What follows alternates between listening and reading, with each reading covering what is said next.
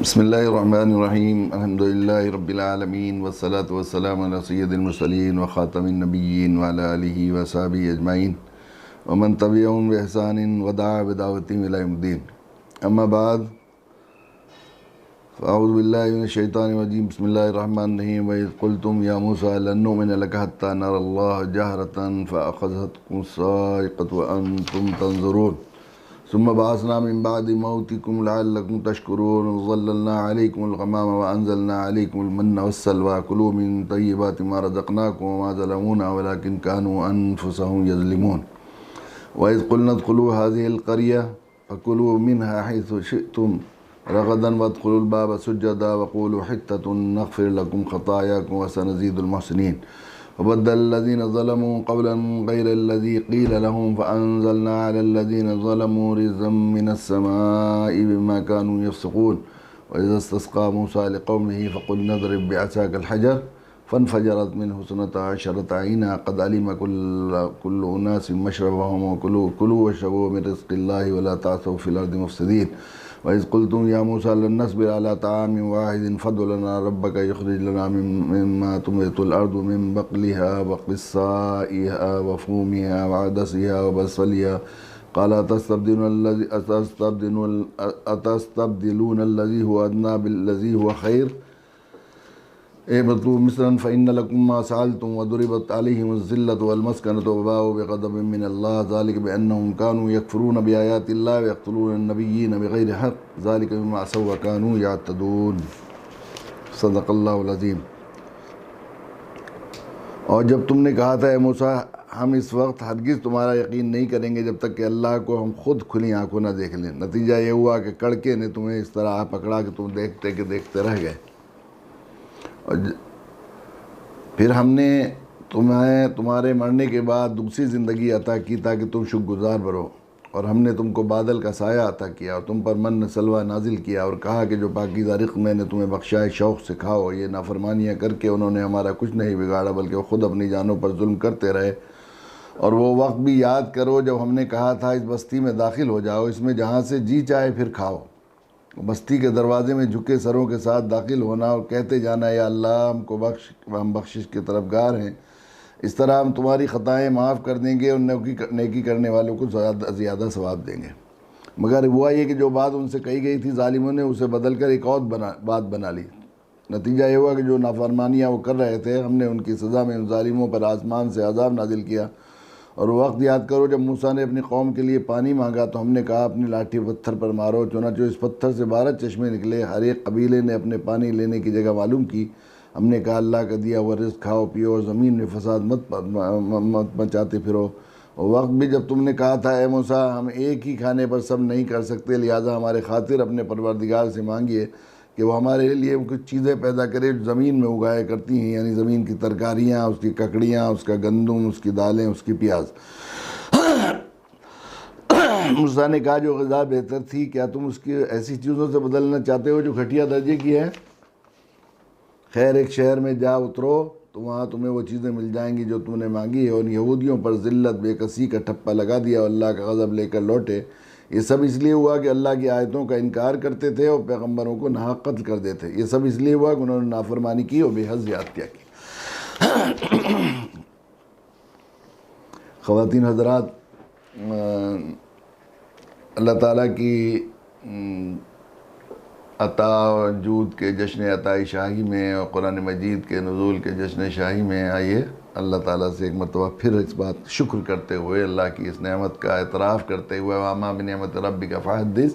اللہ نے اپنے فضل سے ہم جیسے گندوں کو یہ موقع سعادت نصیب فرمائی کہ ہمیں تھوڑی دیر قرآن پڑھنے, قرآن سیکھنے, سکھانے کا موقع مل رہا ہے.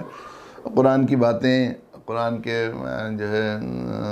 اسباق کو یاد کرنے کا موقع مل رہا ہے, مذاکرے کا اور یاد دہانی کرانے کا اور کرنے کا موقع مل رہا ہے. یہ بہت سعادت کی بات ہے. اور یہ وقت ہمارا یقیناً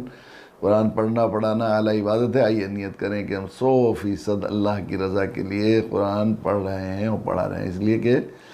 اللہ کے تقرب حاصل کرنے کے جتنے ذرائع اور جتنے ذریعے ہو سکتے ہیں اور جتنی عبادات و نیکیاں ہو سکتی ہیں, قرآن مجید سے زیادہ اللہ کے قرآن پڑھانے سے زیادہ کوئی اور محبوب عمل نہیں. حضرت مولانا الیاس صاحب رحمۃ اللہ علیہ نے لکھا ہے کہ میں نے مختلف بزرگوں کے جو وظائف اوراد اور جو مشغول جو ہے معمولات لوگوں نے بتائے ہیں ان سب کو کر کے تجربہ کیا، بہت سے بزرگوں اور خانقاہوں سے وابستہ ہوا، ان لوگوں نے جو بتائے ہوئے معمولات تھے ان سب کو کیا، مگر میں نے اللہ کے قرب کی وہ کیفیت جو سحر کے وقت میں قرآن مجید کو دیکھ کر تلاوت کرنے میں حاصل کی، اتنا اور کسی وظیفے اور کسی عمل میں نہیں پایا۔ حضرت مولانا الیاس صاحب رحمۃ اللہ نے لکھا ہے، اور اس کی وجہ یہ ہے کہ ظاہر ہے کہ وہ پڑھے تو قرآن مجید تو ہر طرح سے عبادت ہے۔ خیرکم من تعلم القرآن وعلمہ، وہ اتنا مشہور فرمان ہے اللہ کے نبی صلی اللہ علیہ وسلم کا، تم میں سب سے بہتر وہ جو قرآن سیکھے اور سکھائے۔ تو قرآن کے ساتھ یقیناً اللہ کے خاص فضل اور خاص محبوبیت مقبولیت ہے۔ خود قرآن کہہ رہا ہے ما تکون فی شان وما تتلو منہ من قرآن الا کنا علیکم شہودا استفیدون فیہ، کہ تم جس حال میں بھی ہوتے ہو لا تعملون من عمل الا کنا علیکم شہودا استفیدون فیہ، کہ تم جو کچھ کرتے ہو قرآن جب پڑھتے ہو تو حضرت مولانا عبدالکریم پارک صاحب بڑا اللہ تعالیٰ نے ان کو فہم قرآن سے نوازا تھا، اور بڑی بعضی چیزیں ایسی لاتے تھے دل کو چھو جاتی تھی۔ وہ فرماتے تھے، اس کا ترجمہ کرتے تھے کہ جب تم قرآن کی تلاوت کرتے ہو تو ہم حاضر ہو، الا کنا علیکم شہودن کو کہتے تھے کہ ہم لوگ حاضر موجود ہو کر نظارہ کرتے ہیں، قرآن پڑھنے والے کا موجود ہو کر نظارہ کرتے ہیں۔ اور حدیث میں آیا بھی ہے کہ کسی گانے کا شوقین آدمی کو جس طرح اپنی گانے والی کی آواز کو محبت سے سنتا ہے، اس سے زیادہ اچھی آواز سے محبت، اچھی آواز سے مطلب صرف خوش الحانی کی بڑی فضیلت ہے، لیکن خوش الحانی کا مطلب یہ نہیں کہ کسی کی آواز اچھی نہیں ہے قدرتی طور پر خوش الحانی کی فضیلت۔ دیکھیے دین ایسا ہے، ہر ایک کے لیے اس میں راستے ہیں، تو خوش الحانی کو یہ نہیں کہا گیا کہ اس کی جس کے گلے میں غنا نہیں ہے، ذرا آواز اچھی نہیں ہے تو وہ نہیں کر سکتا۔ اصل خوش الحانی کا مطلب یہ ہے کہ طبیعت سے رعب طاری ہو کے یہ حاکم الحاکمین کا کلام پڑھ رہا ہے، عظمت کے ساتھ احترام کے ساتھ پڑھ رہا ہے، تو اس آواز میں ایک عجیب رعب اور کشش پیدا ہو جاتی ہے، تو یہ اس کو کہا گیا ہے خوش الحانی۔ تو خوش الحانی سے پڑھنے والے قاری کی آواز کو اللہ تعالیٰ گانے کے شوقین مرد جو گانے کے شوقین ہوتے ہیں وہ اپنی گانے والی کی آواز سے اس سے بھی زیادہ اچھی طرح سنتے ہیں۔ حضرت حاجی امداد اللہ صاحب مہاجر مکی رحمۃ اللہ علیہ فرمایا کرتے تھے کہ میں یہ سوچتا تھا اللہ میاں اتنا کیوں قرآن مجید کو اتنی محبت سے سنتے ہیں، قرآن پڑھنے والے کو کیوں اتنا لاڈ آتا ہے۔ تو میں ایک دفعہ دلی جا رہا پرانی دلی گیا تو میں نے دیکھا کہ وہ ایک لڑکا بہت اچھی آواز سے میری نظمیں پڑھ رہا ہے، مناجات وغیرہ، تو مجھے بہت اچھا لگا۔ میں ضروری کام سے جا رہا تھا لیکن رک گیا، میں مجھے بہت ہی پیار آیا اس پر، پھر میں نے اس کو پیسے دے کر ایک دفعہ اور سنا، تم بڑے اچھے پڑھ رہے ہو، تو مجھے خیال ہو ایسے ہی اللہ کو بھی اپنا کلام پڑھنے والے پر بہت پیار آتا ہوگا۔ تو قرآن کے ساتھ اللہ کا تعلق ہے، ہر طرح سے پڑھنا قرآن مجید اللہ کو پسند ہے، دیکھنا وابستگی، قرآن کو دیکھنے والے کو بھی زیارت کرنا بھی عبادت ہے، قرآن کو محبت سے چھونا بھی عبادت ہے، لیکن دائرے کے درجات ہیں، قرآن کی تلاوت اس سے زیادہ ہے، تجوید کے ساتھ پڑھنا اور زیادہ اچھا ہے، زیادہ ثواب ہے، وہ باوضو پڑھنا بے وضو پڑھنے سے زیادہ اللہ کے یہاں محبوب ہے، نماز میں پڑھنا غیر نماز پڑھنے سے زیادہ محبوب ہے، لیکن سمجھ کر پڑھنا بغیر سمجھے پڑھنے سے، کہیں ایک آیت کو سمجھ کر پڑھنا اور اس پر تدبر کرنا، علماء نے لکھا ہے کہ بہت طویل لمبے مدت تک قرآن پڑھنے قرات تلاوت کرنے سے افضل ہے۔ اور اس سے زیادہ سب سے زیادہ چونکہ اللہ کے نزدیک اللہ کے نبی کے طریقہ ہے، وہ اللہ کے نبی نے جو طریقہ بتایا تھا وہ عمل کی نیت سے پڑھنا، اور اس سے بھی زیادہ خیرکم من تعلم القرآن وعلمہ میں علماء نے لکھا ہے کہ خیریت کی علت اصل قرآن سنانا ہے، پڑھانا۔ خیرکم من تعلم القرآن وعلمہ، تم میں سب سے بہتر وہ جو قرآن سیکھے اور سکھائے۔ تو یہ سیکھنا تو ضمناً ذکر کر دیا گیا کہ اس لیے سیکھے گا نہیں تو سکھائے گا کیسے؟ یہ بالکل ایسا ہی ہے جیسے استاد کسی بچے سے یہ اعلان کرے کہ جو بچہ گھر جا کر کھانا کھا کر ظہر سے پہلے آ جائے گا اس کو آئس کریم ملے گی، یہ ٹافی ملے گی، یہ اس کو انعام ملے گا۔ تو جو گھر جا کر سو جائے گا اس کو نہیں انعام ملے گا، یہ ظہر سے پہلے آنے کا انعام ہے مثلاً پڑھنے کا۔ تو وہ پڑھنے والے بھی اس میں شامل ہیں جو پڑھانے کی نیت سے، اور پڑھانے کی نیت سے کس طرح پڑھانے کی نیت سے؟ نبی کے طریقے پر پڑھانے کی نیت سے، نبی کے طریقے پر پڑھانے مطلب دعوت کی نیت سے۔ قرآن عمل کرنا ہے تو داعی بننا پڑے گا، اور قرآن سکھانا بھی ہے تو دوسرے کو۔ اس لیے علم کے سلسلے کے اصل میں علم فرض ہے، اور علم کے 4 شعبے فرض کیے ہیں شریعت نے،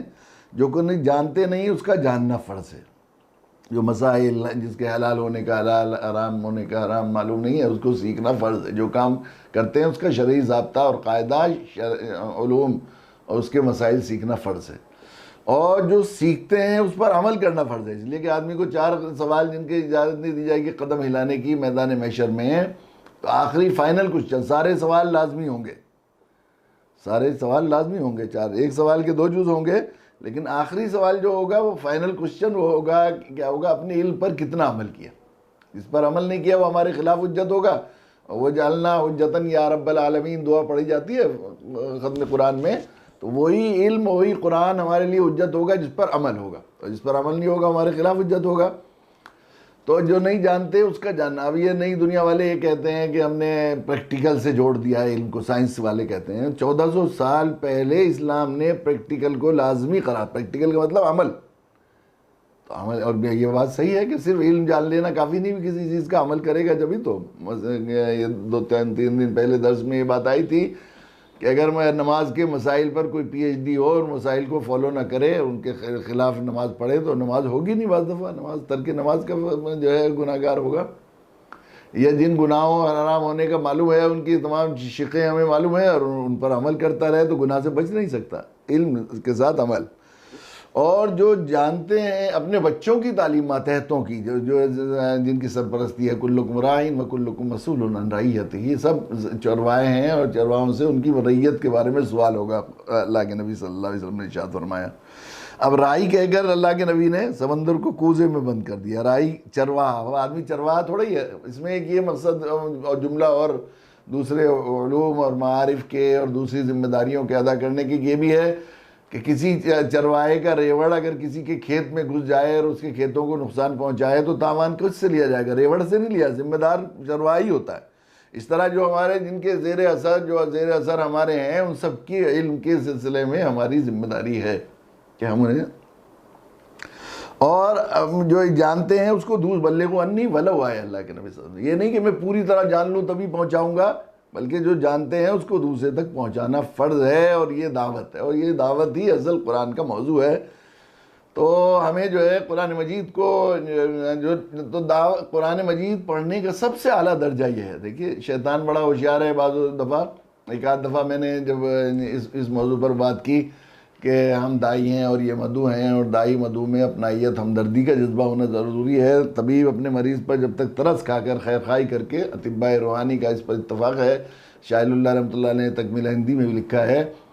کہ طبیب اپنے مریض پر شفقت و رحمت کے ساتھ اس کے مرض کی فکر کرتے ہوئے جب تک اس پر توجہ نہیں کرے گا، نہ مرض صحیح اللہ تعالیٰ سمجھائیں گے، تشخیص القاء ہوگی، نہ صحیح دوا۔ تو مریض کی ہمدردی، خیر خواہی اور سمپیتھی ضروری ہے طبیب کے دل میں۔ تو یہ جو ہم نے غیر سمجھ لیا ہے، اصل میں یہاں سے بگاڑ ہوئی۔ تو ایک بڑے عالم اس سے بہت بڑے ایک مدرسے کے بڑے ہونہار شیخ الحدیث ہیں، اور انہیں علماء میں ہمارے ہندوستان کے بہت ساری کتابوں کے مصنف بھی ہیں، اور لوگ ان کی قدر کرتے ہیں، ان سے رجوع بھی کرتے ہیں۔ وہ میرے ساتھ گاڑی میں تھے، اس بات کے بعد کہنے لگے بھئی آپ کہہ رہے ہیں کہ غیریت نہیں ہونی چاہیے، لیکن قرآن نے تو یہ کہا ہے کفار و مشرکین کو دوست نہ بناؤ، کہ دوست بنانے کو منع کیا ہے، یہ بات صحیح ہے۔ دل کے اندر چونکہ وہ باغی اور غدار ہیں، اور اللہ سے محبت ایمان کی جڑ ہے، بنیاد ہے، تو اپنے محبوب سے بغاوت کرنے والا، غداری کرنے والا، اس سے مناسبت نہیں ہوتی، لیکن وہ ترس کھانا اور بیمار سمجھ کر اس کا علاج کرنا یہ الگ ہے۔ میں نے کہ قرآن کی آیت نہیں پڑھی، لا ينهاكم الله عن الذين لم يقاتلوكم في الدين ولم يخرجوكم من دياركم ان تبروهم وتقسطوا اليهم ان الله يحب المقسطين۔ اللہ تعالیٰ منع نہیں کرتے ان لوگوں لا ينهاكم الذين لم يقاتلوكم في الدين، ان لوگوں کے ساتھ خیر خواہی کی، ان لوگوں کے ساتھ جنہوں نے تمہارے ساتھ دین کے معاملے میں قتال نہیں کیا، ذاتی رنجش کی وجہ سے اگر مخالف وہ بھی اس میں شامل نہیں ہوں گے۔ وَلَمْ يُخْرِجُوكُم مِّن دِيَارِكُمْ، اور جنہوں نے تمہارے گھروں سے تمہیں نہیں نکالا، یہ سب تک نہیں کیا کہ تمہارے گھروں سے بے گھر کر دیا، در بدر کر دیا۔ ان تبروہم، ان کے ساتھ ہمدردی اور خیر خواہی کے لیے بھی منع نہیں کرتے۔ وَتُقْسِطُوا إِلَيْهِمْ، اور انصاف کرو، ان کا حق پہنچاؤ۔ اور دعوت تو تبرہ میں نہیں ہے، اس میں عدل میں، انصاف میں، ان کا حق ہے، یہ امانت ہے ہمارے پاس، دین ان تک پہنچانا، یہ ہمدردی اور احسان میں نہیں ہے، تو صرف حق عدل میں آتا ہے۔ ان اللہ یامر بالعدل والاحسان، حالانکہ ہمیں حکم دیا گیا ہے احسان کا بھی، یعنی حق سے زیادہ دینا، اس کو تبرہ کہا جاتا ہے، تبرہ۔ تو ہم نے تبرع بھی، یہ جو ہے ان کے ساتھ ہمدردی اور خیر خواہی کو منع نہیں کرتے، ان کے ساتھ ان اللہ یحب المقسطین فرمایا، اللہ تعالیٰ پسند کرتے ہیں عادل کرنے والوں کو۔ انما ینہاکم اللہ عن الذین قاتلوکم فی الدین، اللہ صرف ان لوگوں کے لیے منع کرتے ہیں بلا شبہ کہ جنہوں نے تم سے قتال کیا دین کے بارے میں، وظاہروا علی اخراجکم، اور جو ہے جنہوں نے جو ہے تمہارے نکالنے یا در بدر کرنے میں مدد کی ان لوگوں کی، ان کی اس حد تک دشمنی کی، ان تولوہم، کہ تم ان سے دل مت ملاؤ، یہ نہیں ان کے ساتھ بھی ہمدردی خیر خواہی دعوت دینا، ان کے دعوت کے لیے حرص ہونے کو منع نہیں کیا. تو مولانا بالکل دنگ رہ گئے کہ اتنے دنوں سے قرآن پڑھتے ہیں، میرا موضوع بھی قرآن ہے، کبھی اس آیت کی طرف ذہن نہیں گیا. ایک صاحب اور مجھ سے کہنے لگے کہ آپ تو کہتے ہیں اللہ کے نبی صلی اللہ علیہ وسلم کی سنت مقصودہ دعوت ہے، لیکن قرآن مجید نے یہ بات کہی ہے وَالَّذِي بَعَثَ فِي الْأُمِّيِّينَ رَسُولًا مِّنْهُمْ يَتْلُو عَلَيْهِمْ آيَاتِهِ وَيُزَكِّيهِمْ وَيُعَلِّمُهُمُ الْكِتَابَ وَالْحِكْمَةَ. اللہ جس نے امیین میں مبعوث کیا رسول، جو کیا کرتے ہیں ان کے سامنے قرآن کی آیتیں پڑھ کر سناتے ہیں، یتلو علیہم آیاتہ ویزکیہم، اور ان کا تزکیہ کرتے ہیں باطن کو قرآن کے مطابق، ویعلمہم الکتاب والحکمہ، اور ان کو علم و حکمت کی دعوت دیں. وَإِن كَانُوا مِن قَبْلُ لَفِي ضَلَالٍ مُّبِينٍ، اس سے پہلے تم کھلی گمراہی میں تھے. میں نے کہا یہ عجیب بات ہے، قرآن مجید کیا کہہ رہا ہے؟ آئے کس میں؟ معلم کس، پڑھا کس کو رہے ہیں؟ اللہ کے نبی ہے. بلا شبہ یہ چاروں کام کریں گے، لیکن بعض فی الامین میں کون ہے؟ امی کون تھے جن میں اللہ کے نبی صلی اللہ علیہ وسلم آئے تھے؟ مسلمان تھے وہ غیر مسلم تھے؟ تو وہ ایک دم دنگ رہ گئے کہ اس طرف کبھی ذہن ہی نہیں گیا. اس طرح ہوتا ہے کہ قرآن پڑھتے ہیں. ابھی اس مرتبہ ہمارا ورکشاپ لگ رہا تھا، 18 ملکوں کے علماء تھے، تو جب وہ دروش ہوئے قرآن مجید ہی سے استدلال کرتے ہیں، وہ سارے دروس اسی پر ہی مستنبط کی گئے، سارے قرآنی آیات سے استدلال کیا جاتا ہے. تو جب وہ کہا کہ ان اللہ ربی و ربکم، اللہ ربنا و ربکم، یہ آیات پڑھ کر سنائی لوگوں کو، تو وہ بڑے بڑے اپنے اپنے علاقے کے اور بڑے مانے ہوئے اداروں کے مرکزی شخصیات تھے. وہ مجھ سے اتنا بالکل وجد میں آ گئے وہ کہ ہم ساری زندگی قرآن پڑھتے ہیں ربنا اور ربکم میں، تو ہمارے ذہن میں یہی بات رہی کہ عبداللہ کے رب بھی ہیں اور عبد الرحمن کے رب بھی ہیں. یہ خیال ہی نہیں آیا کہ جے پرکاش کہہ رہا ہے وہ پیٹر مسیح کے رب بھی ہیں، حالانکہ قرآن جو خطاب کر رہا ہے انہی سے خطاب کر رہا ہے. تو صحیح سب سے زیادہ اگر ہم اللہ کے نزدیک کوئی محبوب عمل کرنا چاہتے ہیں تو قرآن پڑھنا پڑھانا، اور قرآن سب سے زیادہ محبوب طریقے سے پڑھنا پڑھانا چاہتے ہیں تو اس کی عمل کی نیت سے، دعوت کی نیت سے پڑھا جائے. یہ ہے مقصد. افسوس یہ کہ اس میں نقطۂ نظر سے قرآن مجید پڑھا نہیں جاتا، اور پھر وہ جو ہے وہ معنی بھی نہیں نکل پاتے جو ہونے چاہیے. اس لیے کہ قرآن یہ آیات ہی ہیں قرآن مجید کی. اللہ تعالیٰ نے بنی اسرائیل، ذرا آپ غور کیجیے گا،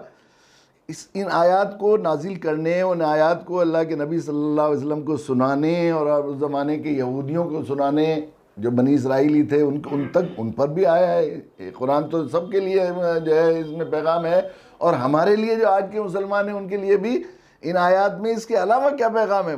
یا بنی اسرائیل، یہ پڑھی ہیں پچھلی آیتیں، یہ واقعے کو ذکر کیا، وَإِنَّ نَجَّيْنَا مِنْ آلِ فِرْعَوْنَ يَسُومُونَكُمْ سُوءَ الْعَذَابِ يُذَبِّحُونَ أَبْنَاءَكُمْ وَيَسْتَحْيُونَ نِسَاءَكُمْ وَفِي ذَلِكُمْ بَلَاءٌ مِّن رَّبِّكُمْ عَظِيمٌ وَإِذْ فَرَقْنَا بِكُمُ الْبَحْرَ فَأَنجَيْنَاكُمْ وَأَغْرَقْنَا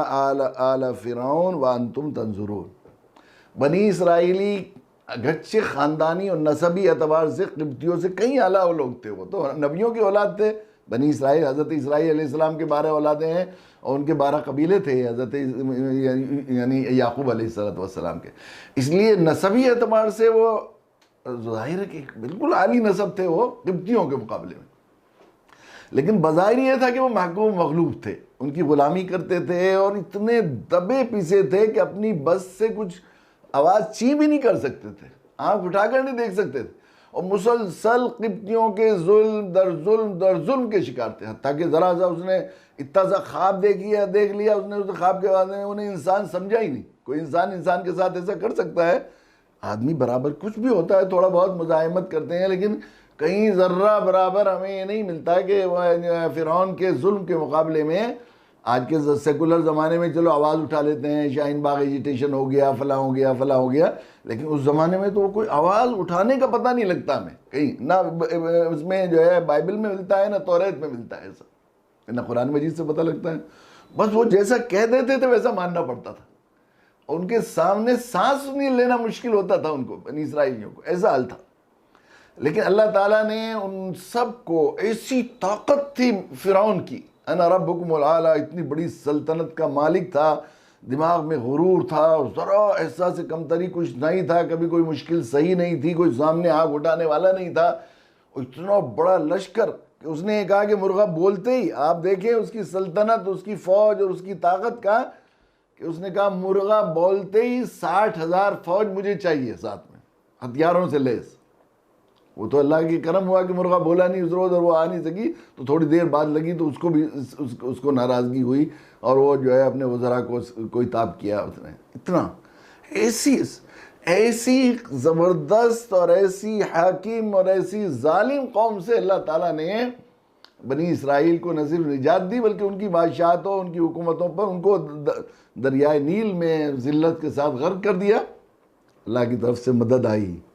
اور ان کو بادشاہت وہاں کی عطا کی گئی، ان کو ہر طرح سے عنایات اور خاص اللہ کے فضل و کرم ہوتا رہا۔ کس بھلائی کی وجہ سے، کس حکمت عملی؟ کیا حضرت موسیٰ علیہ السلام نے کوئی سیاست کی کہ بھئی ووٹوں کا وہ کر کے سیکولر دنیا میں چاروں طرف سے کمپیننگ کی اور وہ حکومت قبضہ کر لیا؟ کیا انہوں نے کوئی اپنا کرتب دکھایا، کوئی اپنی سائنسی یا کوئی ایسا وہ کیا، یا کوئی مقابلہ آرائی کی ان کے ساتھ اپنی طاقت کے بلبوتے پر؟ ان کو جو ہے فوج کی وہ سکھائی ہو اور ان کے ساتھ لڑے ہوں اور کچھ کیے ہوں؟ کیا ہو؟ ساری اللہ تعالیٰ کی نصرت غیبی اور حالات کے بدلنے کی وجہ صرف حضرت موسیٰ علیہ السلام کی فرعون پر دعوت۔ جب دعوت دے دی اور اللہ کا پورا تعارف ہو گیا اور اتمام حجت ہو گئی، اللہ کی طرف سے مدد آئی، اور اللہ کی طرف سے یہ بنی اسرائیل جو اللہ کے قہر کے شکار ہو رہے تھے، اللہ کی مدد کے اور اللہ کی رحمت کے حقدار ہو گئے۔ تو اس واقعے کو بیان کرنے کے میں اس کے علاوہ ہم اور کیا سبق نکال سکتے ہیں؟ بنی اسرائیل کی کسی خاص نیکی کا ذکر نہیں کیا کہ وہ بہت نماز پڑھنے لگے، بنی اسرائیل کی کسی اور عبادت کا ذکر نہیں کیا کہ وہ اللہ کے سامنے مسلسل تسبیح پڑھ رہے تھے یا روزے رکھ رہے تھے یا کچھ اور کر رہے تھے۔ کیا کر رہے تھے؟ جس کے صدقے میں اور جس کی برکت سے اللہ تعالیٰ نے انہیں اس سے نکال دیا۔ بتائیے کون سا سبق اس سے ملنے گا اس آیت شریفہ سے؟ کہ علاوہ اس کے کہ جب وہ حضرت موسیٰ علیہ السلام فرعون تک اللہ کا تعارف پہنچایا اور اللہ کے دین کو پہنچانے کی کوشش کی، اپنا بساط بھر انہوں نے حق ادا کیا، اور اللہ نے جو دعوت کی ذمہ داری حضرت موسیٰ علیہ السلام کو دے کر بھیجا، اس کی ذمہ داری کو ادا کیا، تو اللہ تعالیٰ نے صرف موسیٰ علیہ السلام کے ساتھ یہ معاملہ نہیں کیا بلکہ موسیٰ علیہ السلام ان کی پوری قوم بنی اسرائیل کے ساتھ اللہ تعالیٰ نے نصرت غیبی کا معاملہ کیا، اور اس سخت عذاب سے، یسومونکم سوء العذاب کا، سوء العذاب بدترین عذاب تھا وہ جسے وہ کہہ رہے تھے، ان سے اللہ تعالیٰ نے وَأَنْجَيْنَاكُمْ وَأَغْرَقْنَا آلَ فِرْعَوْنَ، تمہیں بچا دیا، فَرَقْنَا بِكُمُ، اللہ تعالیٰ نے سمندر کو جو ہوتا نہیں وہ کر کے دکھا دیا، اتنے بڑے سمندر کو پھاڑ کر اس میں سے راستہ نکال دیا، اور اس راستے ہی کو ان کا ذریعہ بنا دیا ڈبانے کا فرعون کو۔ اس میں اس کے علاوہ اور کوئی دوسرا سبق ہمیں بتائیے، قرآن پڑھنے والا، قرآن کے طالب علم کی حیثیت سے اس کے علاوہ کوئی اور سبق ہے؟ کہ صرف مغلوبیت، محکومیت سے نکلنا اگر ہم چاہتے ہیں، اور ہم یہ چاہتے ہیں کہ جو ہم پر مسائل آ رہے ہیں وہ مسائل ہماری نصرت عذاب اور قہر اور عتاب رحمت الہی میں متوجہ ہو جائے، اور اللہ کی غیبی نصرت ہمارے پاس آئے، کہ ہم لوگ دعوت کی ذمہ داری کو ادا کریں۔ لیکن افسوس یہ کہ ان واقعات کو اس پس منظر میں پھر ہمارے اوپر نازل کرنا حضرت موسیٰ علیہ السلام کے قصے کو، کیوں؟ اس سے سبق ہے، اس سے پیغام ہے۔ وَإِذْ وَعَدْنَا مُوسَىٰ 40 لَيْلَةً ثُمَّ اسْتَخَذْتُمُ الْعِجْلَ مِن بَعْدِهِ وَأَنْتُمْ ظَالِمُونَ۔ پھر حضرت موسیٰ علیہ السلام کو جو ہے انہوں نے، کل یہ بات ہو گئی، یہاں تک ہو گیا تھا، جو ہے وہ وَإِذْ قُلْتُمْ يَا مُوسَىٰ وَإِذْ قَالَ مُوسَىٰ لِقَوْمِهِ يَا قَوْمِ إِنَّكُمْ ظَلَمْتُمْ أَنفُسَكُمْ بِاتِّخَاذِكُمُ الْعِجْلَ فَتُوبُوا إِلَىٰ بَارِئِكُمْ فَاقْتُلُوا أَنفُسَكُمْ ذَٰلِكُمْ خَيْرٌ لَكُمْ عِندَ بَارِئِكُمْ فَتَابَ عَلَيْكُمْ إِنَّهُ هُوَ التَّوَّابُ الرَّحِيمُ۔ کہ حضرت موسیٰ علیہ السلام کی قوم نے اس بات کی فرمائش کی کہ جس طرح دوسری شریعتیں ہیں اور دوسری قوموں کو ان کے نبیوں کے واسطے سے دین شریعت ملی ہے، تو ہمارے پاس بھی کوئی کتاب ہونی چاہیے۔ اللہ تعالیٰ، حضرت موسیٰ علیہ السلام نے اللہ سے دعا کی اور اللہ تعالیٰ نے ایک وقت متعین پر کوئی طور پر آنے کا حکم دیا، لیکن اللہ سے ملاقات تھی اور اللہ سے غائب درجے کی محبت تھی، اس لیے آپ ذرا پہلے چلے گئے حضرت موسیٰ علیہ السلام۔ دوسری جگہ فرمایا وَمَا أَعْجَلَكَ عَنْ قَوْمِكَ يَا مُوسَىٰ، تم قوم کو چھوڑ کر، تم اپنے دعوتی ذمہ داری کو چھوڑ کر یہاں کیوں آ گئے؟ تو جو ہے قَالَ رَبِّ لِتَرْضَىٰ، کہ اللہ میں آپ کو خوش، آپ سے محبت تھی، تعلق تھی، آپ نے بلایا مجھے، تو مجھے بلایا جس وقت اس سے پہلے آ گیا میں آپ کی محبت میں، اس کی وجہ سے میں جو ہے آ گیا۔ تو یہ جو ہے حضرت موسیٰ علیہ السلام وہاں گئے اور وہاں سے جو ہے پھر اس دوران انہوں نے جو ہے دیکھیے شرک جو یہ انسان نفس جو ہے وہ گناہ کرتے کرتے اس میں اس کے گناہ کی مزہ اس کے طبیعت میں رم جاتا ہے، اس کو چھوڑنا مشکل ہوتا ہے، چونکہ وہ ایک زمانے تک یہ شرک کرتے رہے، اللہ تعالیٰ نے ان کو توحید کی دعوت حضرت موسیٰ علیہ السلام کو ان سے بچایا، تو دیکھ کر یہ لوگ بھی جو ہے ان کو خیال ہوا، جب حضرت موسیٰ علیہ السلام اپنی قوم کو لے کر جو ہے وہ نکلے اور فرعون کو غرق کیا گیا اور حضرت موسیٰ علیہ السلام آگے نکل گئے، تو وہاں انہوں نے دیکھا کہ کچھ لوگ جو ہے وہ خدا کی جو ہے بتوں کی پوجا کر رہے ہیں، تو ان کو خیال ہوا کہ یار موسیٰ ان کا خدا تو سامنے ہے، ہمارا خدا تو غائب ہے، تو یا موسیٰ جلنا الہن کما لہم آلیہ، جیسے ان کا ایک خدا ہے ہمارا بھی ایک خدا بنا دیا۔ ان کے دل میں اس وقت بھی یہ بات تھی، یہ تمنا اور یہ حسرت تھی، اور اس کی وجہ سے جو دل میں بات گناہ کا جذبہ، وسوسہ، بلا شبہ کسی برائی کا وسوسہ، علماء محققین نے لکھا ہے کہ برائی کا وسوسہ اس کا آدمی مکلف نہیں ہے، اس سے پریشان نہیں ہونا چاہیے، اس کا علاج یہ ہے کہ وسوسے کی طرف توجہ نہ دی جائے، توجہ نہ دی جائے، اس لیے کہ شیطان انسان کا دشمن ہے، وہ دل میں وسوسہ ڈالتا ہے تاکہ ایمان والا یہ انسان جو ہے وہ پریشان ہو۔ تو بچے جب کسی کو چڑھاتے ہیں تو وہ اگر چڑھنے لگے تو اور زیادہ چڑھاتے ہیں، ایسے ہی جب شیطان کے وسوسے میں آدمی داخل ہو جاتا ہے تو اسے مسلسل وساوس آتے رہتے ہیں۔ تو وسوسے کا سب سے بہتر یہ علاج ہے کہ اپنی کسی طاعت، کسی نیکی کی طرف اپنے آپ کو متوجہ کر لے، اس طرف دھیان نہ دے، اس کو کوئی اہمیت نہ دے۔ لیکن مسلسل وسوسے آ رہے ہیں تو اس کا مطلب یہ ہے کہ طبیعت میں اس گناہ کی طرف رغبت ہے، اس کا علاج ضرور پوچھنا چاہیے۔ مسلسل ایک ہی کسی گناہ کی طرف وسوسے آ رہے ہیں تو اب یہ چونکہ آیا ان کو دل میں خیال، یعنی ان کے دل میں یہ بات تھی، تو جب حضرت موسیٰ علیہ السلام کو انہوں نے غائب پایا تو سامری نے جو ہے وہ بچڑا بنا لیا اور بچڑا بنا کر اس کی پوجا شروع کر دی۔ جب وہ واپس آئے تو پھر حضرت موسیٰ علیہ السلام نے یہ بات کہی کہ جو ہے تم نے بہت بڑا ظلم کیا، اللہ کے علاوہ غیر اللہ کی پوجا کی، تو تم نے بہت بڑا ظلم کیا، اب اس کے لیے گناہ جو ہے یہ کرو کہ توبہ کے لیے تم آپس میں ایک دوسرے کو قتل کرو، فَاقْتُلُوا أَنفُسَكُمْ، اپنی جانوں کو قتل کرو۔ اپنی جانوں کو قتل کرو کا مطلب یہ ہے کہ ان کو آپس میں ایک دوسرے کو قتل کرو، اور مفسرین نے لکھا ہے، روایت میں آتا ہے کہ جو لوگ، ان میں بہت سے لوگ ایسے تھے جنہوں نے منع کیا، ہر جو ہے سوسائٹی میں کچھ اچھے لوگ اور کچھ دونوں طرح کے لوگ ہوتے ہیں، انہوں نے منع کیا کہ موسیٰ علیہ السلام نے ہمیں توحید کی دعوت دی ہے تو ایسا نہ کرو، تو پھر ہر قبیلے سے جو ان کے معزز لوگ تھے ان کو حکم دیا گیا کہ وہ دوسرے لوگوں کو قتل کریں، اور جو ہے بڑی تعداد میں لوگوں کو، 3000 لوگوں کو، بعض روایت میں تو 70,000 تک ہے، لیکن 3000 لوگوں کو قتل کیا، تو پھر اللہ نے توبہ قبول کی۔ ایک زمانے میں توبہ اس طرح ہوتی تھی۔ اور بعض دیکھیے چونکہ دین ایک بڑی غلط فہمی یہ ہے کہ ہم لوگ عام سمجھتے ہیں، ہندوستان میں خصوصاً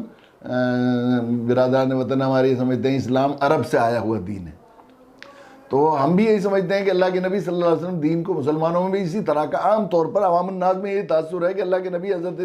ہمارا دین اسلام حضرت محمد صلی اللہ علیہ وسلم سے شروع ہوتا ہے، حالانکہ یہ نہیں، ان الدین عند اللہ الاسلام، حضرت آدم علیہ السلام سب سے پہلے اسلام کے پیغمبر تھے، اور آدمی شروع سے لے کر اب تک دین اسلامی کو لے کر آیا۔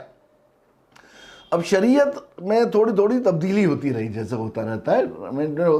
یہ بالکل انسانیت جیسے اپنی مدارج کو ترقی کر رہی تھی تمدن کے اعتبار سے، عقل کے، شعور کے اعتبار سے، اس طرح اس کی تکلیف اور اس کے قانون بھی بدلتے رہتے ہیں۔ بچے کی انسانی فطرت کا لحاظ کرتے ہوئے اللہ تعالیٰ نے انسانی فطرت کو اسی طرح بنایا۔ چھوٹا سا بچہ ہوتا ہے تو چھوٹا سا بچہ بستر پر جو ہے پخانہ کرتا ہے، پیشاب کرتا ہے، ماں نہ اسے کچھ کہتی ہے، خود ہی دیکھتی ہے کب بچے نے پیشاب کر لیا، کب پخانہ کر لیا، بار بار، اور اسے صاف کرتی ہے۔ تھوڑا سا بڑا ہو جاتا ہے تو اسے اشارہ کرنا آ جاتا ہے، اب وہ وغیرہ اشارہ نہیں کرتا تو ماں ہلکا سے بتایا نہیں، اشارہ نہیں کیا، پھر ذرا اور بڑا ہوتا ہے تو زبان سے کہنے لگتا ہے، کہ زبان سے کہے بغیر اگر پیشاب کر لے تو ماں اسے ڈانٹتی ہے، اتنا بڑا ہو گیا تو زبان سے نہیں کہہ سکتا تھا، لیکن وہ خود ہی اپنے پاؤں پر بٹھا کر یا کسی کے پوٹی پر بٹھا کر ہی پیشاب پخانہ کراتی ہے۔ لیکن کچھ بڑا ہو جاتا ہے تو پھر ٹوائلٹ میں بٹھاتی ہے، پاجامہ خود اتارتی ہے، ٹوائلٹ میں بٹھاتی ہے، لیکن طہارت خود کراتی ہے اپنے ہاتھ سے۔ لیکن جب ذرا اور بڑا ہو جائے تو پھر طہارت خود کرنے لگتا ہے اور پھر دروازہ بند کرتا ہے، بڑا ہو گیا تو اب یہ مکمل ہے۔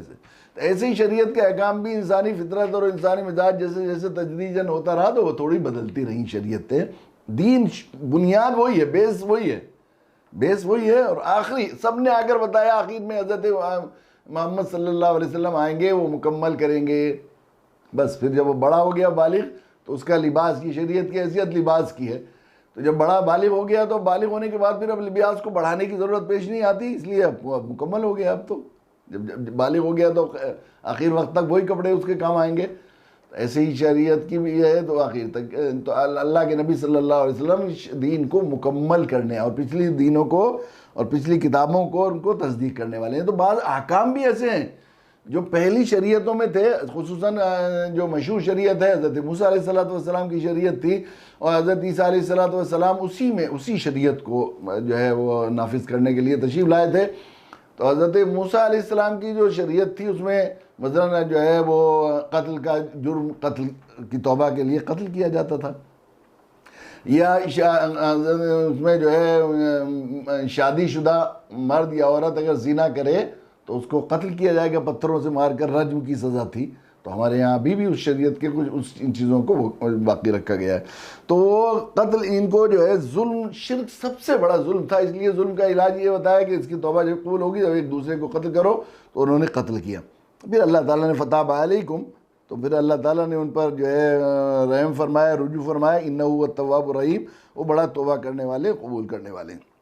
حضرت موسیٰ علیہ السلام نے وہ کتاب بتائی کہ تم کہا کرتے تھے اللہ نے تمہاری فرمائش پوری کر دی ہے, یہ توریت آئی ہے, اب تم اسے مانو. تو وہ دیکھیے یہ واقعات بتا رہے ہیں بات کہ یہ طب, دعوت کا کام طب کا کام ہے.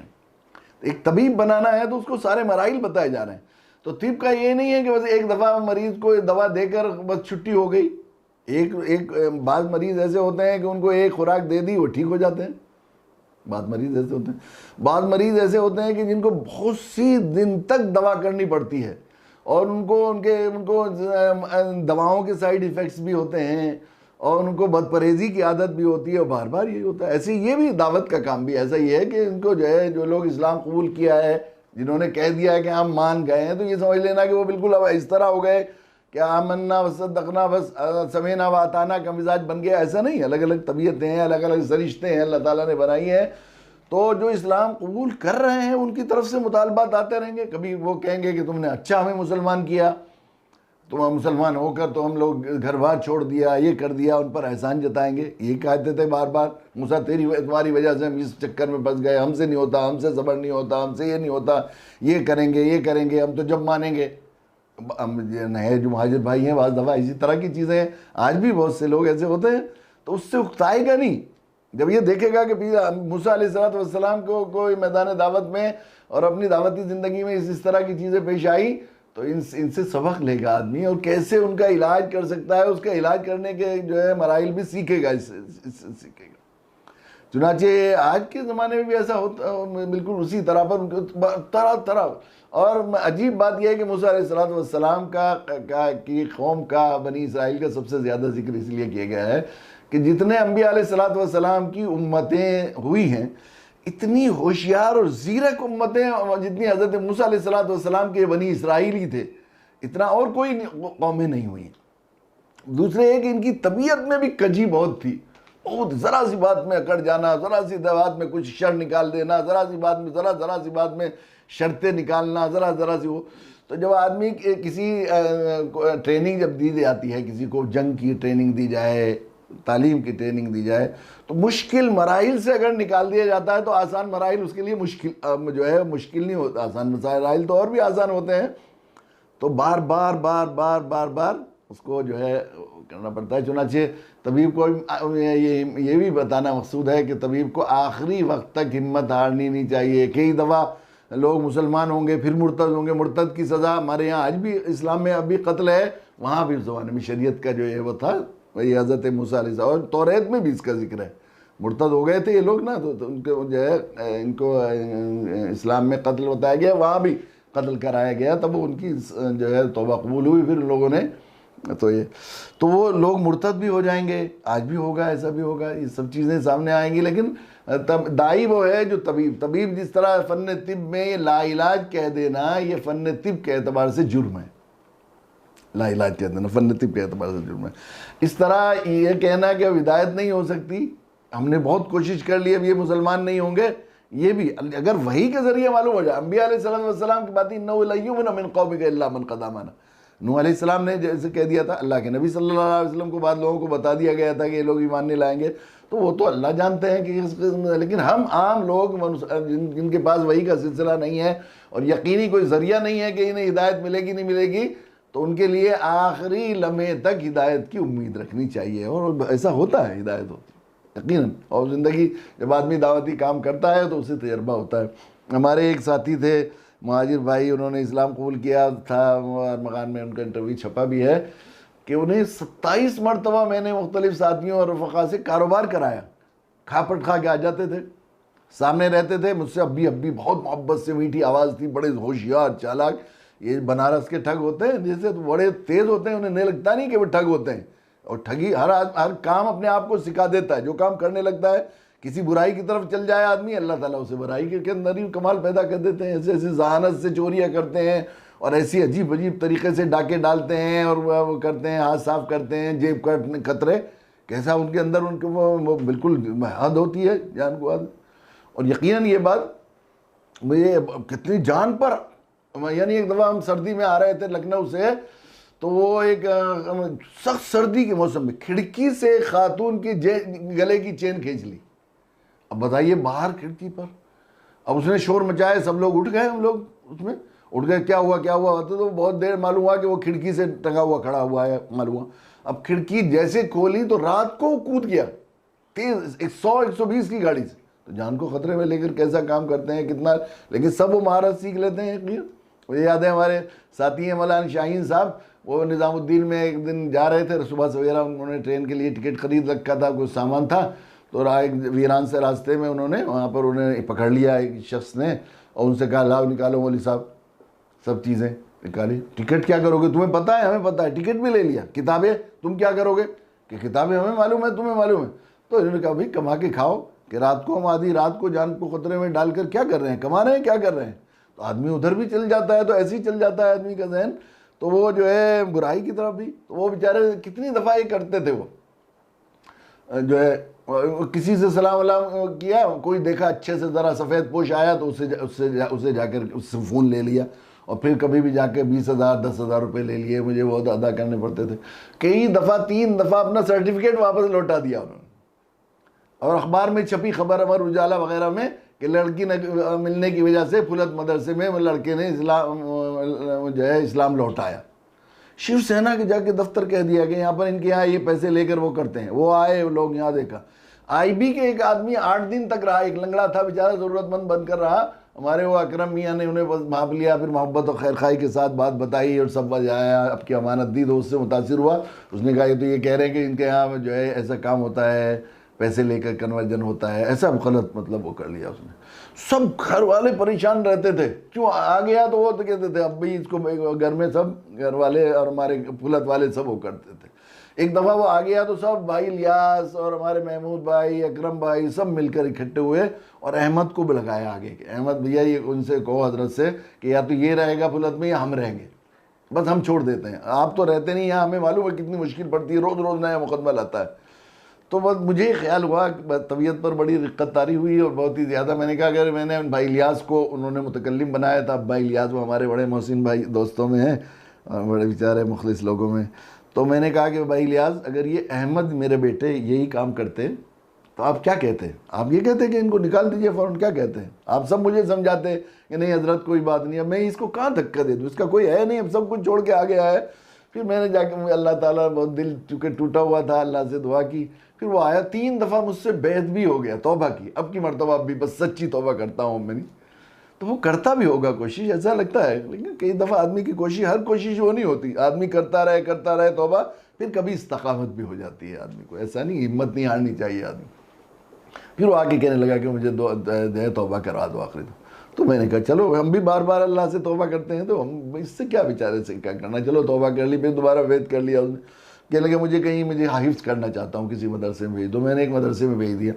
1 سال تک نہیں آیا وہ، میں سمجھا چلا گیا ہوگا کہیں، وہاں سے پوچھنے کی نوبت بھی نہیں آئی، تقریباً 1 سال 11-12 مہینے کے بعد آیا، تو اس نے بتایا کہ میں الحمدللہ حافظ ہو گیا ہوں، پورا اس نے بیچ میں ایک رکوع سن لی، بہت پیارا قرآن پڑھتا تھا. پھر اس نے جیب سے اندر لے گیا مجھے اور اس نے 5,000 روپے نکال کے دیے کہ میں نے بہت لوٹا، اپنے اس کمینے بیٹے کی ذرا سی کمائی بھی ہدیے کے طور پر قبول کر لیجیے. تو وہ مزدوری کرتا تھا، وہ جمعہ ہفتے کو، اور مدرسے میں باقاعدہ کھانے کی فیس جمع کراتا تھا اور پھر پڑھا، بعد میں ماشاءاللہ دعوت کا کام کرتا ہے. تو اس طرح یہ واقعات حضرت موسیٰ علیہ السلام کی قوم کی بار بار شرکے، بار بار اس کے آپ دیکھیے، یا تو یہ فرمائش کر رہے ہیں کہ موسیٰ وہ لے کے آؤ جو ہے کوئی ایک شریعت اور کوئی دین ہمارا بھی آ جائے، ہمیں بھی احساس ہو کہ ہم بھی صاحب کتاب ہیں. اللہ تعالیٰ نے کتاب دے دی تو اب کہنے لگے کہ وَإِذْ قُلْتُمْ يَا مُوسَىٰ لَن نُؤْمِنَ لَكَ حَتَّىٰ نَرَى اللَّهَ جَهْرَةً فَأَخَذَتْكُمْ. پہلے تو انہوں نے یہ تو یہاں تو صرف نَرَى اللَّهَ جَهْرَةً کہا گیا، لیکن اور دوسری جگہ معلوم ہوتا ہے کہ ہم خود سن لیں اللہ سے، جب تک ہم خود نہیں سن لیں گے ہم چلیں گے. تو حضرت موسیٰ علیہ السلام نے سارے قبیلوں کے جو تھے 70 لوگوں کو منتخب کیا، 70 رجلا لمیقاتنا، ان کو جو ہے ایک وقت متعین پر لے کے چلے. تو اللہ نے کوہ طور پر انہیں حضرت موسیٰ علیہ السلام کوہ طور کے برابر میں ان کو کھڑا کر دیا. تو اللہ کی طرف سے ندا آئی کہ ہاں تم اس کتاب کو مانو. انہوں نے کہا نہیں، ہم ایسے تو نہیں مانیں گے جب تک کہ خود نہ دیکھ لیں. اب یہ کہنے لگے، یا تو یہ کہہ رہے تھے کہ ہم سن نہ لیں، اپنے سنیں گے، انہیں معلوم تھا کہ کوہ طور پر بات کرتے ہیں. تو فَأَخَذَتْكُمُ الصَّاعِقَةُ وَأَنْتُمْ تَنظُرُونَ. اللہ کی طرف سے ایک پکڑ آئی، ایک زلزلہ آیا، ایک جو ہے حالن آیا، جس کی وجہ سے وہ سب مر گئے. اللہ تعالیٰ حضرت موسیٰ علیہ السلام نے کہا کہ موسیٰ وہ جو ہے، یا اللہ میں اپنی قوم کو کیا منہ دکھاؤں گا؟ تُہْلِكُنَا بِمَا فَعَلَ السَّفِهَاءُ إِلَّا فِتْنَتُكَ. یا اللہ یہ تو بڑی آزمائش ہو جائے گی. لوگ یہ کہیں گے کہ موسیٰ تو ان لوگوں کو، سرداروں کو اور قوم کے، ان کو مروانے گیا تھا، یہ تو پہلے سے چال تھی. تو پھر اللہ تعالیٰ نے پھر دوبارہ ان کی طرف متوجہ فرمائی، توبہ کی، اور وہ جو ہے ثُمَّ بَعَثْنَا مِن بَعْدِ مَوْتِكُمْ لَعَلَّكُمْ تَشْكُرُونَ. پھر اس کے بعد اللہ تعالیٰ نے اس موت کے بعد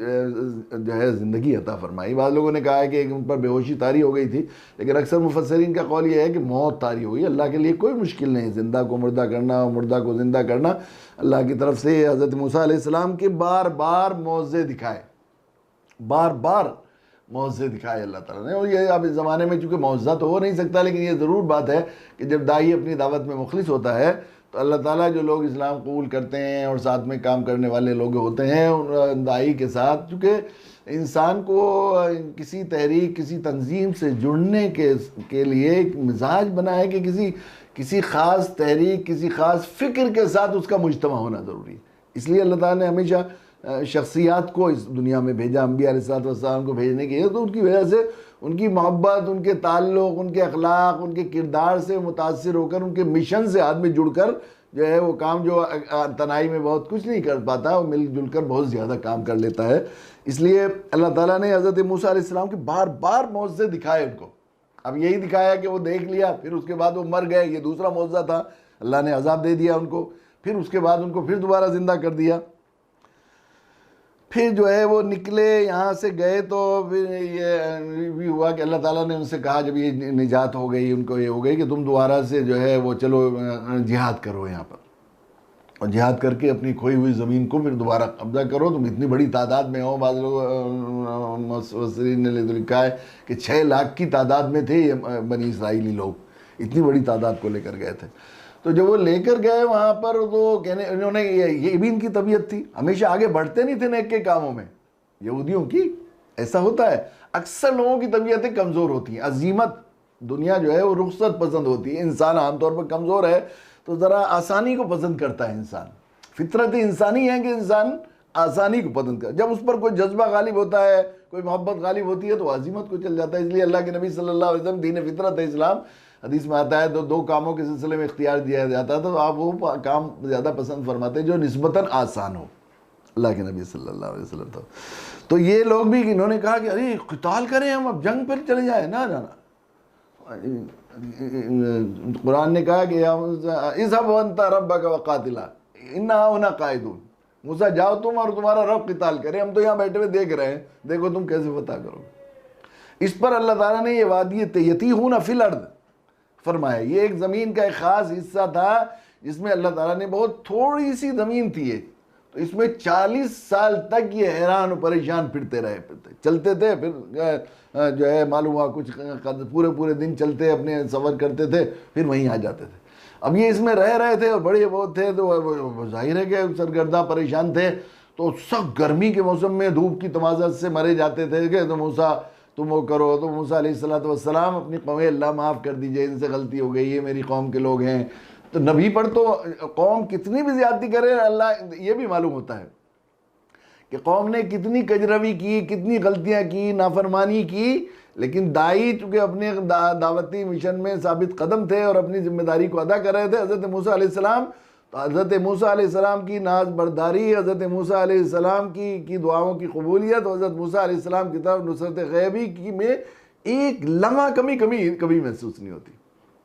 بلکہ حضرت یہ جو ان پر عذاب بھی آئے وہ بھی حضرت موسیٰ علیہ السلام کی عزت کو بڑھانے، ان کی قدر کو اور عقیدت کو بڑھانے کے لیے ہی آئے. اس سے معلوم ہوا کہ دائی کی اللہ کے یہاں کیسی قدر اور کیسی جو ہے نازبرداری ہوتی ہے. چنانچہ اس حال میں کہ وہ عذاب کے طور پر وادی تیہ میں وہ کر رہے تھے، سرگرداں پھر رہے تھے، حضرت موسیٰ علیہ السلام نے دعا کی، اللہ یہ بہت میری قوم کے لوگ گرمی میں تڑپے جا رہے ہیں. تو اللہ نے ایک معجزہ کیا کہ ان کے اوپر ایک بادل بارش کی طرح ہو گیا. ہم کھائیں پیئیں کیا، یہاں پر ہمارے گھر نہیں ہے، مکان نہیں ہے، تو ہم کیا کریں گے؟ وَأَنزَلْنَا عَلَيْكُمُ الْمَنَّ وَالسَّلْوَىٰ. تو رجبین اور بٹیریں ایک بہترین کھانا تھے، من سلوا، وہ اللہ تعالیٰ نے ان کو عطا فرمایا. کُلُوا مِن طَیِّبَاتِ مَا رَزَقْنَاکُمْ،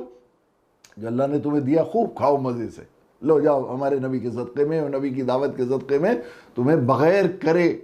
جو ہے وہ آسمانی دسترخوان سے نعمت مل رہی ہے. تو رنجبین تھا، سنا میٹھا، بہت خوبصورت کوئی بہترین پھل تھا، اور وہ بٹیریں تھیں جو بالکل ان کے ہاتھوں میں آتے ہی بھن جایا کرتی تھی، اور وہ جو ہے ان کو کچھ کرنا نہیں پڑتا تھا، پکانا نہیں پڑتا تھا، کاٹنا نہیں، بنانا نہیں، بونا نہیں، کچھ نہیں، فری میں مل رہا تھا.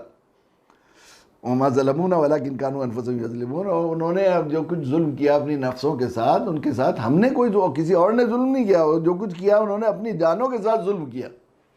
تو گناہ کر کے قرآن بار بار یہ بات کہتا ہے کہ گناہ ہو جائے تو گناہ ہو جانے کی وجہ سے توبہ سے ہمت نہیں ہارنا چاہیے. یہ بات فطری ہے کہ جب آدمی غلطی اور نافرمانی کرتا ہے تو دوری پیدا ہو جاتی ہے. ماں باپ، نافرمان بچے اپنے ماں باپ سے ضد کرنے کی ہمت نہیں کرتے، ان کا سامنا کرنے کی ایک فطری ہے. انسان کو اللہ تعالیٰ نے فطرتاً حیا اور شرم رکھی ہے، اور شرم اور حیا کا نتیجہ یہ ہے کہ نافرمانی کے بعد اس کو دوری پیدا ہو جاتی ہے. اس دوری کو کیسے کریم ہے، کیسے رب ہیں، پالنہار ہیں، اس دوری کو کم کرنے کے لیے جگہ جگہ یہ بات کہی ہے کہ جو کچھ تم نے ظلم کیا، جو کچھ گناہ کر رہے ہو، جو ہے قُلْ يَا عِبَادِيَ الَّذِينَ أَسْرَفُوا عَلَىٰ أَنفُسِهِمْ. تم نے اللہ کا کچھ نہیں بگاڑا. سارے کائنات کو تم گناہوں سے بھر دو گے تو اللہ کی ذات کوئی کم ہونے، اللہ کی شان کوئی کم ہونے والی نہیں ہو، تو شان بے نیاز ہے. تو جو کچھ کیا انہوں نے ہمارے اوپر ظلم نہیں کیا بلکہ اپنی جانوں پر ظلم کیا. پھر ان سے کہا گیا کہ وَإِذْ قُلْنَا، تو چلو توبہ ان کی قبول ہوئی، چلو تو اچھا، چلو یہ بستی ہم دیتے ہیں تمہیں. وَإِذْ قُلْنَا ادْخُلُوا هَٰذِهِ الْقَرْيَةَ. بعض لوگوں نے کہا ہے کہ یہ بیت المقدس، یہ جو ہے جو یروشلم ہے جہاں بیت المقدس ہے، یہ شہر تھا، اس میں کہا کہ اس میں داخل ہو. بعض اس میں ایک اور دوسرا ایک شہر ہے فلسطین کا، اس کے بارے میں بعض مفسرین نے نقل کیا ہے کہ اس میں فَكُلُوا مِنْ حَيْثُ شِئْتُمْ رَغَدًا وَادْخُلُوا الْبَابَ سُجَّدًا. اگر تم وہ جو ہے، چلو تم یہ جو ہے تم یہ چاہتے ہو کہ تم خوب کھاؤ پیو اپنی مرضی کے مطابق. انہوں نے کہا کہ ایک چیز، انسان کی فطرت یہ ہے کہ ایک چیز کھاتے کھاتے دل اکتا جاتا ہے، کتنا بھی قیمتی اچھے سے اچھا ہو، تنوع چاہیے اسے، کچھ چاٹ چاہیے، کچھ چٹنیاں چاہیے، کچھ مسالے چاہیے، کچھ یہ چاہیے. تو انہوں نے بھی یہ بات کہی کہ ہم تو اکتا گئے اس سے اور یہ ہو گیا ہے، تو کہ چلو اس بستی میں داخل ہو، لیکن تمہیں ہمیں فتح دے رہے ہیں، لیکن تم اپنی بڑائی کے ساتھ مت جانا، جھکتے ہوئے جانا اور استغفار کرتے ہوئے جانا. حِتَّةٌ نَغْفِرْ لَكُمْ خَطَايَاكُمْ وَسَنَزِيدُ الْمُحْسِنِينَ. تو اس میں جھکتے ہوئے جانا، کبر اور بڑائی کے ساتھ، فخر کے ساتھ مت جانا کہ ہم ہیں جنہوں نے یہ جو ہے فتح کر لی ہے، بلکہ حِتَّةٌ، توبہ توبہ، استغفار، اللہ ہم معافی مانگ رہے ہیں. حِتَّةٌ نَغْفِرْ لَكُمْ خَطَايَاكُمْ وَسَنَزِيدُ الْمُحْسِنِينَ. تو ہم تمہاری خطاؤں کو معاف کر دیں گے اور احسان کرنے والوں کیونکہ اس میں جو ہے ہم نعمتوں میں زیادتی کرتے ہیں، زیادتی کریں گے. احسان ایک ہے اسلام، ایک ہے ایمان، ایک ہے احسان. احسان آخری مقام ہے. جب آدمی 100% اللہ کے لیے کرنے لگتا ہے تو اللہ تعالیٰ ان اللہ لا یضیع اجر المحسنین، اللہ تعالیٰ محسن احسان کرنے والوں کا، جو محسنین مقام احسان پر پہنچے ہوئے یعنی اللہ کی رضا کے لیے جو کام کرنے والے ہیں، اللہ تعالیٰ ان کے اجر کو ضائع نہیں کرتے. لیکن ان کی طبیعت میں جو چونکہ کجی تھی، وقت ہو گیا ہے، انشاءاللہ کل اس سلسلے میں آگے کریں گے کہ انہوں نے حتت، ان کا ہمیشہ یہ تھا مزاج کہ اپنی مرضی کے مطابق. سب سے بڑی برائی جو قرآن نے دی کہ یحرفون الکلمۃ عن مواضعہ، اپنے مطلب کے معنی گھڑ لیتے ہیں اپنی آسانی کے اور اپنے اس کے ساتھ میں، اور وہ لفظوں کو پھیرنے کے بڑے ہوشیار تھے. ان کے یہاں مثلا ایک لفظ تھا، قرآن نے ذکر کیا رائنا. رائنا کہ میں نے ایکسکیوز می جیسے کہتے ہیں ہم لوگ، معاف کیا، پارڈن می، معاف کیجئے، معذرت چاہتا ہوں، ہم کہتے ہیں نا یہ رائینا، تو یہ کیا کہنے لگے؟ رائینا، اللہ کے نبی صلی اللہ علیہ وسلم کی خدمت میں جاتے ہیں، رائینا اے ہمارے چرواہے. ایسا اتنی چال تھی ان میں، رائینا کو رائینا کہنے لگے. تو اللہ نے حضرت یہ دین ایسا ہے کہ اس میں بالکل گنجائش نہیں ہے رکھی ہے، صاف ستھرا دین جس میں وہ جو ہے چور دروازے بند کر دیے. تو اللہ نے اپنے صحابہ سے فرمایا تم انظر نہ کہا کرو، جب تمہیں کوئی بات سمجھ میں نہ آئے تو اپنے نبی سے کہو یا نبی اللہ ہماری طرف نظر عنایت فرمائیے. ہم تو ذرا کم سمجھ ہیں، ذرا سمجھ نہیں پائے، ایک دفعہ اور ذرا سا معاف کیجیے گا، آپ کی ایک مرتبہ اور سمجھا دیجیے ہمیں تاکہ سمجھ میں آ جائے. انظر نہ کا مطلب یہ ہے. فبدل الذین ظلموا، یہ آگے اس کا ذکر کیا گیا ہے. تو یہ آیتیں ان کی کج فہمی اور کج روی اور حضرت موسیٰ علیہ السلام کی مسلسل جو ہے اس کج فہمی کے باوجود اللہ تعالیٰ غضبناک ہوئے، اور اللہ کے نبی حضرت موسیٰ علیہ السلام اللہ کے سامنے فریاد کرتے تو پھر رحمت متوجہ ہو جاتی. اس سے مطلب یہ ہے کہ غضب کو رحمت کی طرف متوجہ کرنے کا اور گناہوں کی تلافی کا سب سے بہتر طریقہ کوئی ہو سکتا ہے وہی ہے کہ اللہ نے جس ذمہ داری کو ہمیں دیا ہے بحیثیت خیر امت، یہ اصل میں جملہ اور اسباق کے ایک بڑا سبق ہے. مگر افسوس ہے جو مرکزی سبق ہے وہ ہمیں نہیں ہوتا، اور ہم دعوت کی نیت سے قرآن مجید پڑھنے کی طرف ہماری طبیعت نہیں چلتی، اس لیے کہ شیطان جو انسان کا دشمن ہے اس کو دعوت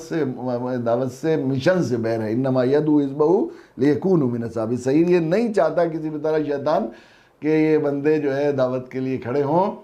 اور یہ لوگوں کو دوزخ سے بچانے کا ذریعہ بن جائے. وہ تو یہ چاہتا ہے کہ ساری دنیا کے انسان دوزخ رسید ہو جائیں. اللہ تعالیٰ ہمیں اس نبوی خیرخواہی کی اور نبیوں کی نیابت کا حق ادا کرنے اور ان اسباق دعوت کو خصوصیت سے حاصل کرنے کی توفیق نصیب فرمائے. وآخر دعوانا الحمدللہ رب العالمین.